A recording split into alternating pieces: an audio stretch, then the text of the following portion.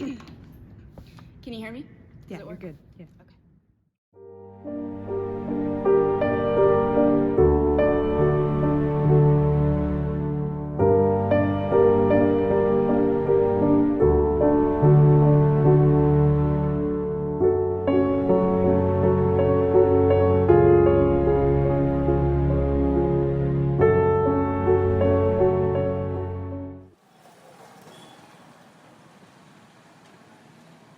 Hi, my name is Professor Midge Longbottom, and today we're talking about the Shakers.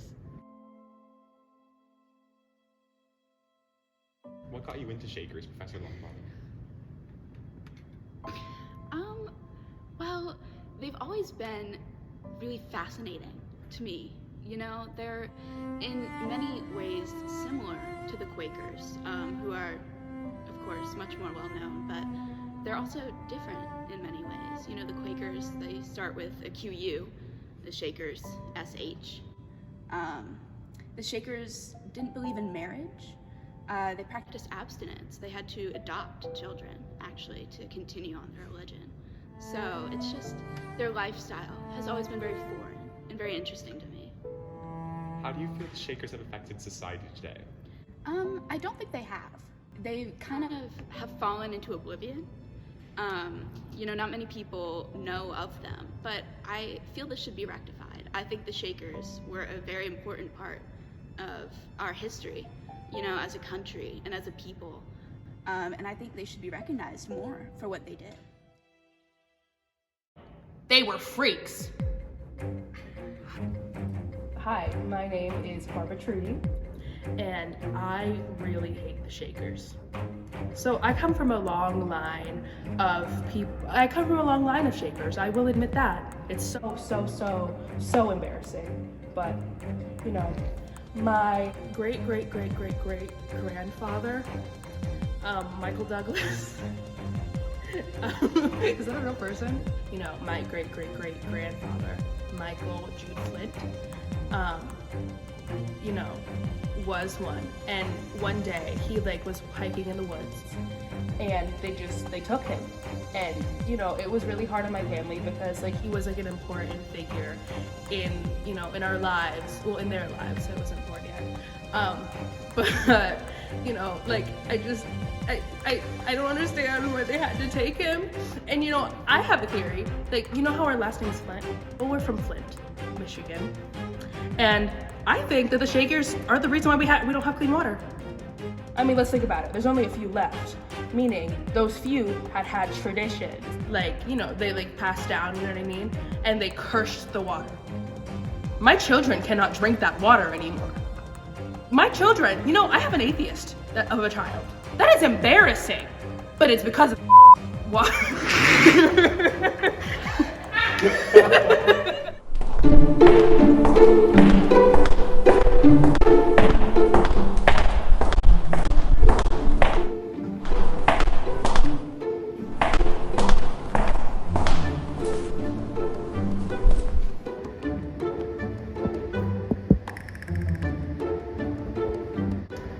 Hello, my name is Daniel Garden, and I'm here to tell you why the Shakers weren't freaks. It's crazy that some people come in here and judge a community based off outrageous comments about Their lifestyle and things that just don't come from fact. It's insane. Listen. You said they were satanic worshipers. There was only one. Come on. You know, there's always a bad apple in the batch, y'all. Come on, we can't judge a whole community because of one person. Anyways, their lifestyle was very unique. Separate houses for men and women. Women did their traditional roles of the kitchen. However, they were happy. This was a community they chose to be in. It was not a sense of drive. It wasn't for Satan. It was for the love of each other. Even though they did not love each other and did not get married. It was more metaphorical, even though it wasn't. You know. Would you consider yourself a Shaker? No. Let me give you some history about the Shakers. They were known as the Shaking Quakers. And I have no problem with the Quakers, but the shaking, I'm sorry, that just sounds a little bit homosexual. Like, why are you dancing? Why, like, this is really hard for me to say, but to praise God, you need to go to church. You need to pray. You need to listen. You need to sing. Why are we dancing? Everyone just becomes Shaker. We can all take a bit of their lifestyle and put it in ours.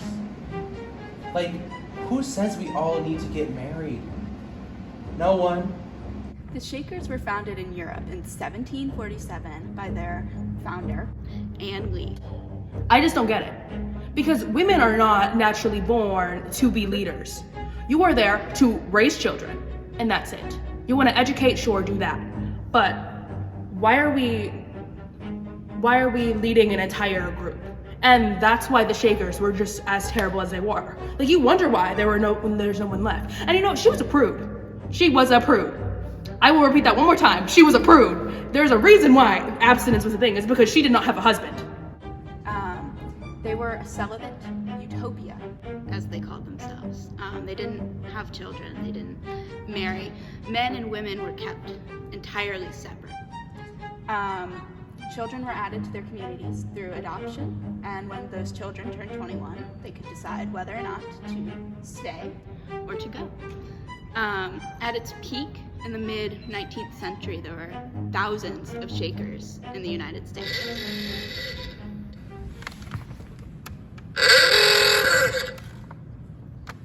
Hello?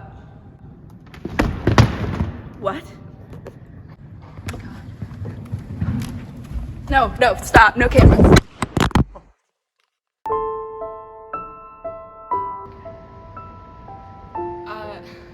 I'm sorry about my reaction the other day. It's just I had just gotten news that a Shaker we had been in contact with for years has finally confirmed to an interview.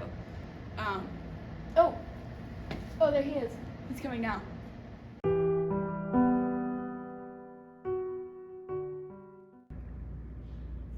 Hi, my name is Nathaniel Jude.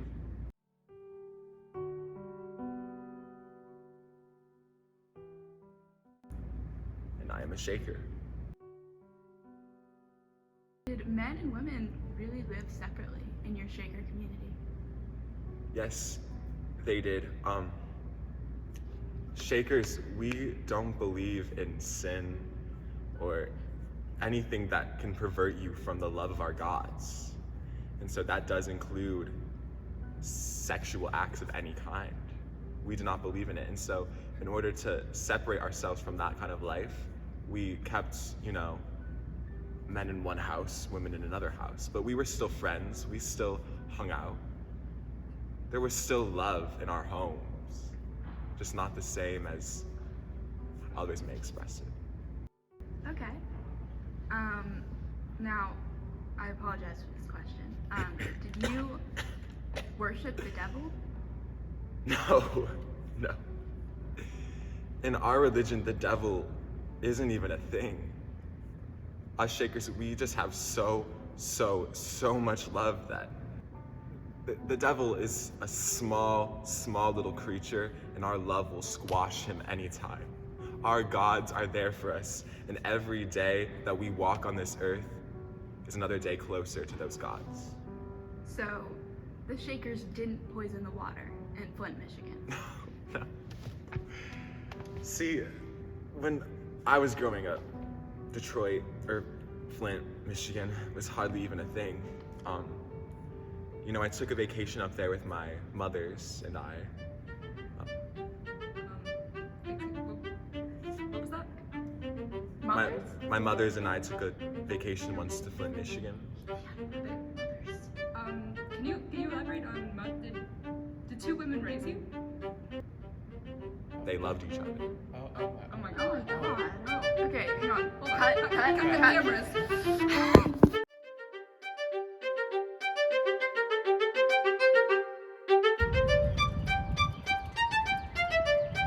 Wait, did you guys see this? Look at your phone. Did you see it? Oh my god. Wait, The Shakers are gay?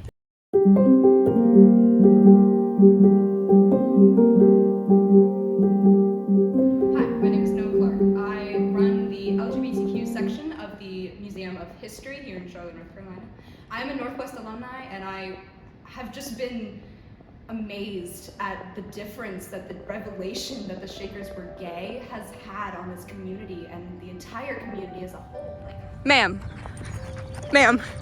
what are your thoughts on the Shakers being gay? The world-renowned news has just been announced. No comment. Now, Ann Lee herself has said time and time again that she felt sexually repressed, like her urges, they weren't right. Ann Lee herself was an asexual woman. She said in multiple interviews and journal entries that just something felt wrong. It always felt not right, like she couldn't be herself, which is actually why she started the Shaker community. Like, she wanted a place where people felt accepted and they felt not pressured to fall into societal norms of the time. She felt repressed and not in herself until she found the Shaker community, which is exactly how I felt when I found this community. And it's great to know that people at the time had that when a lot of people couldn't. 1 month ago, I was diagnosed with a condition. It is fatal. I understand that I don't have much time left in this life. But what I need everyone to know, and why I decided to do this documentary, is that Shakers are still out there. You may think we're dying, but there is a whole community of Shakers, young, alive, and ready to work.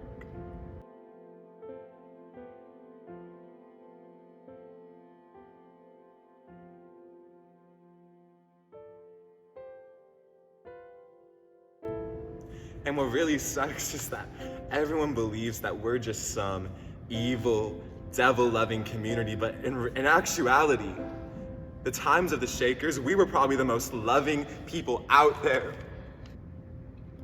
And now we're hated. It kills me. There is so much hatred for people who are simply just doing something different. And I think the only way that we can end that is by realizing the Shakers aren't going anywhere.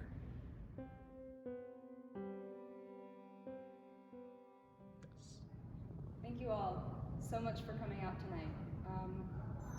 Although this is in wake of a sad, sad tragedy, I think it's important that we remember this history.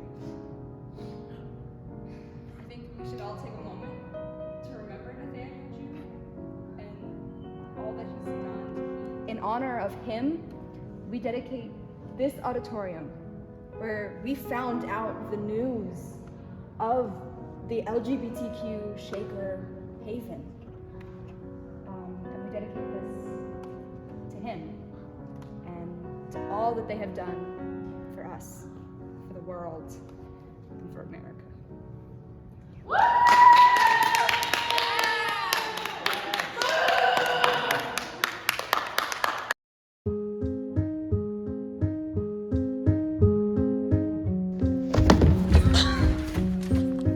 God, are you okay? Little video, could you say something? Something. Can someone get Shawn Mendes on the phone? We have to have gay people in this film now. Ann Lee herself was